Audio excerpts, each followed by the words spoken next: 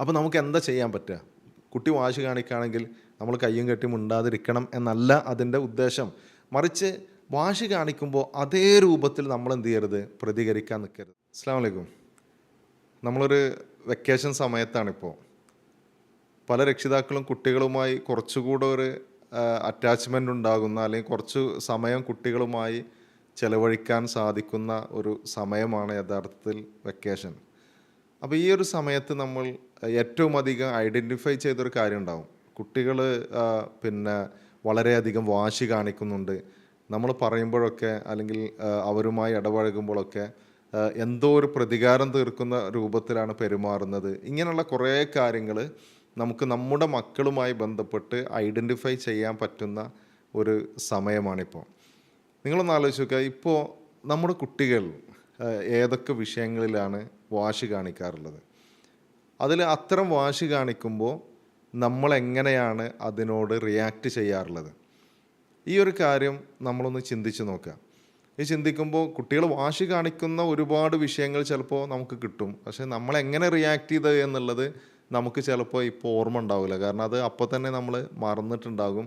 അല്ലെങ്കിൽ പല രൂപത്തിലായിരിക്കും നമ്മൾ ഇത്തരം വിഷയങ്ങളൊക്കെ കൈകാര്യം ചെയ്യാറുള്ളത്. ചില ആളുകൾ ഷൗട്ട് ചെയ്യും, കുട്ടികളോട് വളരെ ദേഷ്യത്തോടു കൂടെ വലിയ ശബ്ദത്തിൽ സംസാരിച്ചുകൊണ്ട് ആ വാശി അടിച്ചമർത്താൻ വേണ്ടി ശ്രമിക്കും.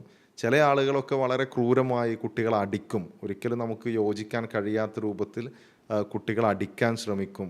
അല്ലെങ്കിൽ കുത്തുവാക്കുകൾ കുട്ടികളോട് പറയും. ഇങ്ങനെയൊക്കെയുള്ള ഒരു റിയാക്ഷനാണ് പലപ്പോഴും രക്ഷിതാക്കളിൽ നിന്ന് ഉണ്ടാകാറുള്ളത്. സത്യത്തിൽ വാശി എന്നുള്ളത് പിന്നെ നമുക്ക് നൽകുന്ന ഒരു സിഗ്നലാണ്. നമ്മൾ പല സിഗ്നലുകളും കാണാറുണ്ട്. ഇപ്പോൾ ഒരു വാഹനത്തിൻ്റെ ഡാഷ്ബോർഡ് നമ്മൾ നോക്കിക്കഴിഞ്ഞാൽ അതിലൊരുപാട് സിഗ്നൽ ഉണ്ടാകും. അതിൽ എൻജിനുമായി ബന്ധപ്പെട്ട് എന്തെങ്കിലും തകരാറുണ്ടെങ്കിൽ അതിൻ്റെ സിഗ്നൽ നമുക്ക് അവിടെ കാണാൻ കഴിയും. അതേപോലെ തന്നെ പിന്നെ ഫ്യൂവല് പ്രശ്നമുണ്ടെങ്കിൽ, എണ്ണ കുറവാണെങ്കിൽ അതിൻ്റെ സിഗ്നൽ അവിടെ കാണിക്കും. ഇങ്ങനെ വ്യത്യസ്ത സിഗ്നലുകൾ നമുക്ക് ഒരു വാഹനത്തിൻ്റെ ഡാഷ്ബോർഡിൽ കാണാൻ കഴിയും. അപ്പോൾ ഇങ്ങനത്തെ ഒരു സിഗ്നൽ കണ്ടാൽ നമ്മളെന്താ ചെയ്യുക? നമ്മൾ ആ ഒരു സിഗ്നൽ ഓഫാക്കിയത് കൊണ്ട്, അല്ലെങ്കിൽ അതിൻ്റെ ലൈറ്റ് ഓഫാക്കിയത് കൊണ്ട് ആ പ്രശ്നം ഒരിക്കലും പരിഹരിക്കപ്പെടില്ല എന്ന് മാത്രമല്ല, ആ സിഗ്നലിനെ അവഗണിച്ചുകൊണ്ട് മുന്നോട്ട് പോകുകയാണെങ്കിൽ ഒരു പക്ഷെ വലിയ പ്രശ്നത്തിലേക്കായിരിക്കും എത്തിച്ചേരുക. അതേപോലെയുള്ള ചില സിഗ്നലുകളാണ് യഥാർത്ഥത്തിൽ കുട്ടികളിൽ ഉണ്ടാകുന്ന വാശി. പല കാരണങ്ങളാൽ കുട്ടികളിൽ വാശി ഉണ്ടാകും. അതിൽ ഒന്നാമത്തത്, കുട്ടികൾക്ക് വേണ്ട രൂപത്തിൽ അറ്റൻഷൻ കിട്ടുന്നില്ലെങ്കിൽ കുട്ടികൾ അതിൻ്റെ ഒരു പ്രതികാരം എന്നുള്ള നിലയ്ക്ക് അതിൻ്റെ ഒരു റിയാക്ഷനായി അവരിൽ വാശി ഉണ്ടാകും. അപ്പോൾ ഏറ്റവും അധികം അറ്റൻഷൻ കിട്ടേണ്ട ഒരു സമയമുണ്ടാകും കുട്ടികളുടെയൊക്കെ ജീവിതത്തിൽ. പ്രത്യേകിച്ച് ചെറിയ പ്രായത്തിൽ ഇങ്ങനെ വളർന്നു വരുമ്പോൾ അവർ ഓരോ കാര്യങ്ങളും മാതാപിതാക്കളെ കണ്ട്, അല്ലെങ്കിൽ ചുറ്റുപാടുകളിൽ നിന്ന് കണ്ട് മനസ്സിലാക്കിയിട്ടാണ് അവർ പഠിച്ചു വരാറുള്ളത്. അപ്പോൾ പാരൻ്റ് എന്നുള്ള നിലയ്ക്ക് നമുക്ക് അവരെ ശ്രദ്ധിക്കാൻ കഴിഞ്ഞിട്ടില്ലെങ്കിൽ ആ ഒരു അറ്റൻഷൻ അവർ അതിയായി ആഗ്രഹിക്കുന്നൊരു സമയമാണ്. പക്ഷെ നമ്മൾ ആലോചിക്കുക, നമുക്ക് എത്ര സമയം നമ്മുടെ മക്കളുമായി ചിലവഴിക്കാൻ സാധിക്കുന്നുണ്ട് എന്ന്. നമ്മൾ പറയും വൈകുന്നേരം മുതൽ പിന്നെ രാത്രി ഉറങ്ങുന്നത് വരെ മക്കളുടെ കൂടെയാണ്, അല്ലെങ്കിൽ ഞാൻ എന്നും വീട്ടിലുണ്ടാകും, വീട്ടിൽ മക്കളുടെ കൂടെ ഉണ്ടാവാറുള്ളത്, അതുകൊണ്ട് അങ്ങനത്തെ പ്രശ്നമൊന്നും വരാൻ സാധ്യതയില്ല എന്ന് നമ്മൾ വിചാരിക്കും. പക്ഷെ നമ്മൾ വീട്ടിലുണ്ടെങ്കിൽ തന്നെ നമ്മൾ അവരുടെ കൂടെയാണോ? അതല്ല പിന്നെ നമ്മുടെ മൊബൈൽ ഫോണിൻ്റെ കൂടെയാണോ? അല്ലെങ്കിൽ നമുക്ക് ചിലപ്പോൾ ഓഫീസിൽ ബിസി ആണെങ്കിൽ കുറേ കാര്യങ്ങൾ നമ്മൾ വീട്ടിൽ നിന്ന് ചെയ്യും. അപ്പോൾ കുട്ടികൾ നമ്മളുടെ അടുത്ത് വരുമ്പോൾ നമ്മൾ അവരോട് സംസാരിക്കുമ്പോൾ പോലും നമ്മുടെ കയ്യിൽ സ്ക്രീൻ ഉണ്ടാകും. ആ സ്ക്രീനിൽ നോക്കിയിട്ടായിരിക്കും നമ്മൾ അവരായിട്ട് സംസാരിക്കുക. അല്ലെങ്കിൽ നമുക്കൊരുപാട് മെസ്സേജസ് ഉണ്ടാകും, വാട്സപ്പ് മെസ്സേജുകൾ ഉണ്ടാകും, അല്ലെങ്കിൽ ഇമെയിലുകൾ ഉണ്ടാകും. അപ്പോൾ ഇതിനൊക്കെ റിപ്ലൈ കൊടുത്തുകൊണ്ട്, അല്ലെങ്കിൽ വാട്സപ്പിലൊക്കെ പലതും പ്രതികരിച്ചു കൊണ്ടായിരിക്കും പിന്നെ നമ്മൾ മക്കളുമായി സംസാരിക്കുക. നമ്മൾ മക്കളുമായി സംസാരിക്കുമ്പോഴും ഫേസ്ബുക്കിലെ ഓരോ ഫീച്ചേഴ്സ് നോക്കിയിട്ടായിരിക്കും നമ്മൾ അവരുമായി കമ്മ്യൂണിക്കേറ്റ് ചെയ്യുന്നത്. അപ്പോൾ അത് യഥാർത്ഥത്തിൽ മക്കൾക്ക് ഒരു ക്വാളിറ്റി ടൈം അല്ല കിട്ടുന്നത്. അപ്പോൾ അതുകൊണ്ട് തന്നെ അങ്ങനെ നമ്മൾ എത്ര സമയം ഇരുന്നാലും നമ്മൾ അവരുടെ കൂടെ ഉണ്ടാകും എന്നല്ലാതെ നമ്മളുള്ള ഒരു ഫീല് അവർക്ക് കിട്ടില്ല. അവർ പറയുന്നത് കേൾക്കാൻ നമുക്ക് കഴിയണം, അവരെന്തെങ്കിലും ചോദിച്ചാൽ അതിന് മറുപടി പറയാൻ കഴിയണം. അവരുടെ കൂടെ കുറച്ച് സമയം കളിക്കാൻ കഴിയണം. അവർ പല പ്രായത്തിലുള്ള കുട്ടികളായിരിക്കും. ഓരോ പ്രായത്തിലുള്ള കുട്ടികൾക്കും വ്യത്യസ്തമായ രൂപത്തിലുള്ള ആക്ടിവിറ്റി ആയിരിക്കും അവരുടെ ജീവിതത്തിൽ ഉണ്ടാകുക. ഓരോ സമയത്തും ഓരോ കാര്യങ്ങളിലൂടെ അവർ എൻഗേജ്ഡ് ആയിരിക്കും. അപ്പോൾ അതിൻ്റെ കൂടെയൊക്കെ നിന്ന് നമ്മൾ അവരെപ്പോലെ സംസാരിച്ച് അവരുടെ കാര്യങ്ങൾക്കൊക്കെ നമ്മൾ സപ്പോർട്ട് ചെയ്ത് നിൽക്കലാണ് യഥാർത്ഥത്തിൽ അവർക്ക് ആവശ്യമുള്ളത്, മക്കൾക്ക് ആവശ്യമുള്ളത്.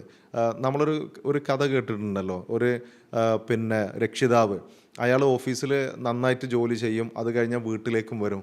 വീട്ടിൽ വന്നാലും ലാപ്ടോപ്പും തുറന്നു വെച്ചുകൊണ്ട് ഈ ഓഫീസിലെ ജോലി ഇങ്ങനെ സജീവമായി ചെയ്യായിരിക്കും. മക്കളുമായിട്ടൊരു കമ്മ്യൂണിക്കേഷനോ അല്ലെങ്കിൽ വീട്ടിൽ മറ്റാരെങ്കിലുമായി സംസാരിക്കലോ ഇതൊക്കെ കുറച്ചുകൊണ്ട് ജോലിയിൽ മാത്രം ഫോക്കസ് ചെയ്ത് ജീവിക്കുന്ന ഒരാൾ.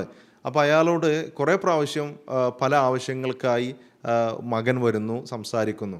അപ്പോൾ ഞാൻ കുറച്ച് തിരക്കിലാണ്, നമുക്ക് പിന്നെ സംസാരിക്കാം എന്നൊക്കെ പറഞ്ഞ് മകനങ്ങനെ അവിടുന്ന് അകറ്റിക്കൊണ്ടിരിക്കുകയാണ്. അപ്പോൾ അവസാനം ഈ മോൻ വന്ന് ചോദിച്ചു, ഉപ്പാക്ക് 1 മണിക്കൂർ വർക്ക് ചെയ്താൽ എത്ര പൈസയാണ് കിട്ടുക, എത്ര രൂപയാണ് കിട്ടുക? അപ്പോൾ ഇയാൾ പറഞ്ഞു, ഒരു മണിക്കൂർ വർക്ക് ചെയ്താൽ 2000 രൂപ എനിക്ക് മണിക്കൂറിന് കിട്ടും. അപ്പോൾ ഇവന് തിരിച്ചു പോയി, അവന് പണം സൂക്ഷിച്ചു വച്ചിരുന്നു. പലപ്പോഴായി പലരും കൊടുത്ത പണം ഇങ്ങനെ സൂക്ഷിച്ചു വച്ചിരുന്നു. ആ പണത്തിൽ നിന്ന് 1000 രൂപ കൊണ്ടുവന്ന് വാപ്പാക്ക് കൊടുത്തിട്ട് പറഞ്ഞു, വാപ്പ ഇത് 1000 രൂപ ഉണ്ട്, ഒരു അരമണിക്കൂർ സമയം എൻ്റെ കൂടെ ചിലവഴിക്കണമെന്ന്. ഇത് നമ്മളൊരു കഥയായി നമ്മൾ തള്ളിക്കളയുമെങ്കിലും സത്യത്തിൽ മക്കളുടെ മനസ്സ് ഇതാണ്. നമ്മൾ കുറച്ച് സമയമെങ്കിലും അവരുടെ കൂടെ ഉണ്ടാകണം അതോ എന്ന് ആഗ്രഹിക്കുന്നവരാണ് നമ്മുടെ മക്കളൊക്കെ. അപ്പോൾ ആ ഒരു അറ്റൻഷൻ അവർക്ക് കിട്ടിയിട്ടില്ലെങ്കിൽ തീർച്ചയായും അതിൻ്റെ ഒരു റിയാക്ഷനായി ഈ വാശി വരും എന്നതാണ് ഒന്നാമതായി നമ്മൾ മനസ്സിലാക്കേണ്ടത്.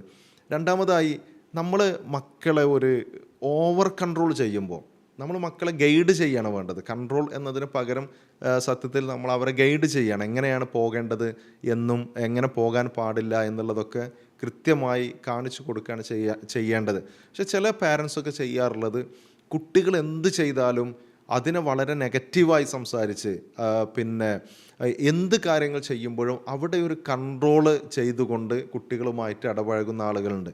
അവർക്ക് സ്വതന്ത്രമായി ഒന്നും ചെയ്യാൻ പാടില്ല എന്നുള്ളൊരവസ്ഥ സൃഷ്ടിക്കുന്ന ആളുകൾ അവർ എന്ത് ചെയ്യുമ്പോഴും അവിടേക്ക് ഒരു കൺട്രോൾ കൊണ്ടുവരും. ആ കൺട്രോൾ യഥാർത്ഥത്തിൽ കുട്ടികളിൽ വളരെയധികം പ്രയാസമുണ്ടാക്കുകയും അത് പിന്നീട് വാശി കാണിക്കാനുള്ള ഒരു കാരണമായി മാറുകയും ചെയ്യും. ഇപ്പോൾ കളിക്കാൻ പോകണം എന്ന് പറഞ്ഞാൽ ശരിക്കും നമ്മൾ കൃത്യമായൊരു സമയം നമ്മൾ ഇത്ര മുതൽ ഇത്ര വരെ അവർക്ക് കളിക്കാം, അല്ല ഇന്ന കളികളൊക്കെ കളിക്കാം. അഥവാ നമ്മളെ ബാധിക്കാത്ത, രക്ഷിതാക്കൾ എന്നുള്ള നിലക്ക് മക്കളിൽ നിന്ന് ആഗ്രഹിക്കുന്ന ഒരുപാട് കാര്യങ്ങളുണ്ടാകും. അതിനെയൊന്നും ബാധിക്കാത്ത രൂപത്തിൽ ഫിസിക്കലി അവർക്ക് ഒരുപാട് ആശ്വാസം നൽകുന്ന ഒരുപാട് ആക്ടിവിറ്റീസ് ഉണ്ടാകും. അപ്പോൾ അത് ചെയ്യുമ്പോൾ പോലും അവിടെ കൺട്രോൾ ചെയ്യും, മക്കളെ കൺട്രോൾ ചെയ്യും. അങ്ങനെ ചെയ്യരുത്, ഇങ്ങനെ ചെയ്യരുത്, സംസാരിക്കുകയാണെങ്കിൽ അവരോട് സംസാരിക്കരുത്, ഇവരോട് സംസാരിക്കരുത്. ഇങ്ങനെയുള്ള ഓരോ വിഷയങ്ങളിലും ഒരു ഓവർ കൺട്രോൾ വരുമ്പോൾ തീർച്ചയായും അത് കുട്ടികളിൽ പ്രയാസമുണ്ടാക്കും. അത് പിന്നീട് വാശിയായി മാറും എന്നാണ്. പിന്നെ മൂന്നാമത്തെ കാര്യം, കുട്ടികളെ കമ്പയർ ചെയ്യലാണ്. ഇന്ന് കമ്പാരിസൺ എന്നുള്ളത് കുടുംബത്തിൽ പ്രത്യേകിച്ച് ഭാര്യയെ കമ്പയർ ചെയ്യുന്നു, അല്ലെങ്കിൽ മക്കളെ കമ്പയർ ചെയ്യുന്നു, ഭർത്താവിനെ കമ്പയർ ചെയ്യുന്നു, മറ്റുള്ളവരുമായി താരതമ്യം ചെയ്ത് അതാണ് മറ്റുള്ളവർ ജീവിക്കുന്നതാണ് ജീവിതം എന്ന് വിചാരിക്കുന്ന ആളുകളാണ് നമ്മുടെ കൂട്ടത്തിലുള്ളത്. ഇപ്പോൾ ഒരു പരീക്ഷ കഴിഞ്ഞ് 100-ൽ 99 മാർക്ക് കിട്ടി കുട്ടി ഒരു പ്രോഗ്രസ് റിപ്പോർട്ടുമായി രക്ഷിതാവിൻ്റെ അടുത്ത് വരുമ്പോൾ ആ രക്ഷിതാവ് അവിടെ നോക്കുന്നത് ഈ ഒരു മാർക്ക് അവിടെ മിസ്സായി എന്നുള്ളതാണ്. 99 മാർക്ക് കിട്ടിയതിന് കുട്ടിയെ അഭിനന്ദിക്കേണ്ടതിന് പകരം അവിടെ നഷ്ടപ്പെട്ടു പോയ ഒരു മാർക്കിനെ കുറിച്ച് പറയുകയും എന്നിട്ട് നിൻ്റെ ഒപ്പം പഠിച്ച ഇന്നയാൾ അവന് 100 മാർക്ക് കിട്ടിയാലോ, നിനക്കെങ്ങനെ ഇങ്ങനെയായി എന്ന് കുട്ടികളോട് പറയുന്ന ഒരു കാലഘട്ടത്തിലാണ് നമ്മൾ ജീവിക്കുന്നത്. ഏത് വിഷയങ്ങളാണെങ്കിലും, ഒരു മാർക്കിൻ്റെ വിഷയം മാത്രമല്ല, ഇപ്പോൾ നമ്മൾ അവരുടെ സ്വഭാവം സത്യത്തിൽ കുട്ടികളുടെ സ്വഭാവം രൂപപ്പെടുത്തുന്നതിൽ രക്ഷിതാക്കൾക്ക് വലിയ പങ്കുണ്ട്.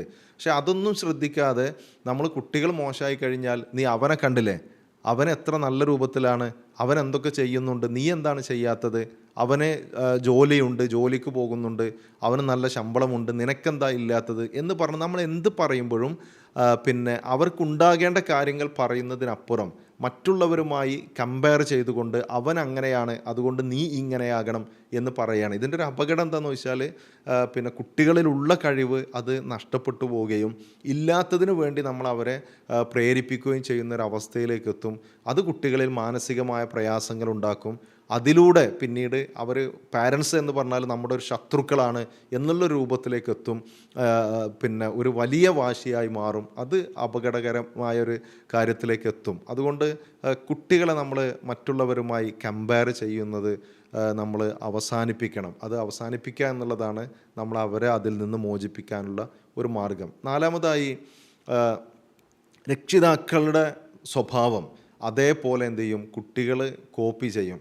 ഇപ്പോൾ രക്ഷിതാക്കൾ പിന്നെ നല്ല വാശിയുള്ള ആളുകളാണ്. അവർ കുട്ടികളോട് വളരെയധികം വാശിയോടുകൂടെ പെരുമാറുന്നവനാണെങ്കിൽ, ഇപ്പോൾ പിന്നെ ഭാര്യയും ഭർത്താവും അഥവാ മാതാപിതാക്കൾ പരസ്പരം വാശി കാണിക്കുന്നവരാണ്, അവരുടേതായ വിഷയങ്ങളിൽ നന്നായി വാശി കാണിക്കുന്ന ആളുകളാണെങ്കിൽ തീർച്ചയായും അത് കുട്ടികളും അത് കണ്ട് വളരും.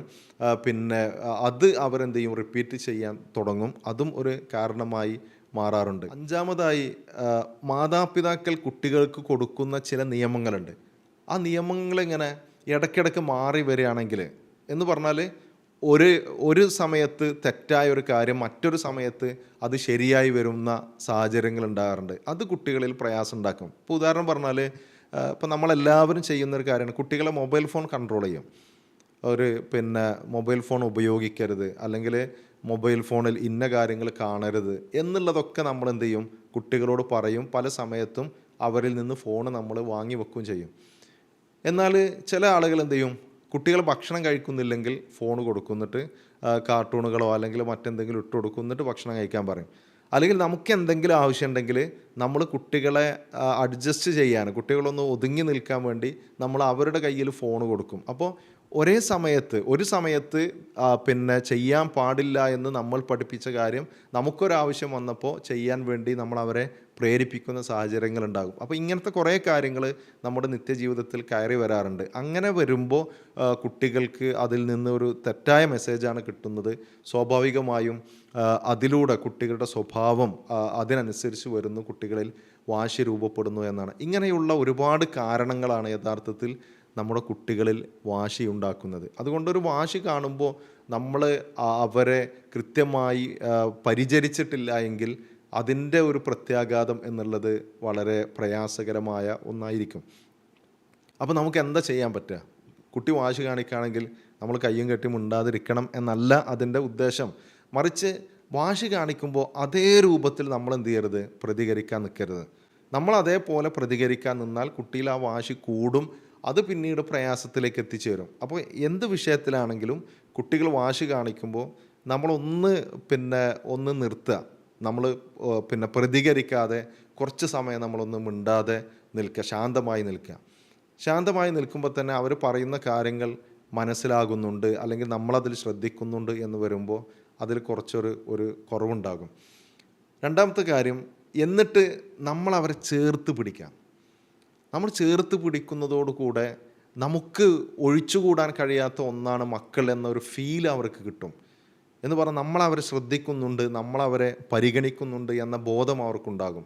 സ്വാഭാവികമായും അതിലൂടെ അവർക്കൊരാശ്വാസം കിട്ടും. എന്നിട്ട് നമ്മളൊന്ന് ചേർത്ത് പിടിച്ച് കുറച്ച് നേരം സംസാരിച്ചിട്ട് ഏത് വിഷയത്തിലാണോ വാശി കാണിച്ചിട്ടുള്ളത് അതിൽ എന്താണ് ചെയ്യേണ്ട ശരിയായ കാര്യം എന്താണ് എന്നുള്ളത് കൃത്യമായി നമ്മൾ അവർക്ക് പറഞ്ഞു കൊടുക്കുക. അപ്പോൾ ആദ്യം തന്നെ നമ്മൾ ഇത് എന്താണ് ചെയ്യേണ്ടത് എന്ന് പറയുമ്പോൾ അത് അവർ സ്വീകരിക്കാൻ പ്രയാസമുണ്ടാകും. നേരെ മറിച്ച് നമ്മൾ കുറച്ച് സമയം ഉണ്ടാതിരുന്ന് അവരെ ചേർത്ത് പിടിച്ച് അവരെ ഒന്ന് തലോടി അവരോട് കുറച്ച് നേരം സംസാരിച്ചിട്ട് എന്തുകൊണ്ടാണ് നമ്മളങ്ങനെ പറയുന്നത്, ഇങ്ങനെയാണ് ചെയ്യേണ്ടത് എന്ന കാര്യങ്ങളൊക്കെ നമ്മൾ കൃത്യമായി പറഞ്ഞു കൊടുക്കുകയാണെങ്കിൽ കുട്ടികളുടെ ഈ വാശി അവിടെ നമുക്ക് സ്റ്റോപ്പ് ചെയ്യാൻ കഴിയുമെന്നുള്ളതാണ്. അപ്പോൾ വാശി വരുമ്പോൾ നമ്മളാദ്യം നമ്മിലേക്കൊന്ന് തിരിഞ്ഞു നോക്കണം. കുട്ടികളിൽ വാശി വരാൻ നമ്മൾ കാരണമായിട്ടുണ്ടോ? അവർക്കാവശ്യമായ പരിഗണന നമ്മൾ നൽകുന്നില്ലേ? അവരെ നമ്മൾ മോശമായ രൂപത്തിലാണോ വളർത്തിക്കൊണ്ടുവരുന്നത്? അവരുടെ ഏതെല്ലാം വിഷയങ്ങളിൽ എങ്ങനെയാണ് നമ്മൾ ഇടപഴകുന്നത്?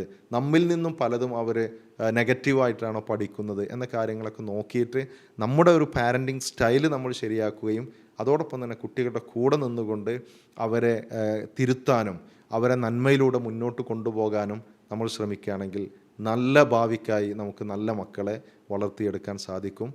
അള്ളാഹു അനുഗ്രഹിക്കട്ടെ. അസ്സലാമു അലൈക്കും.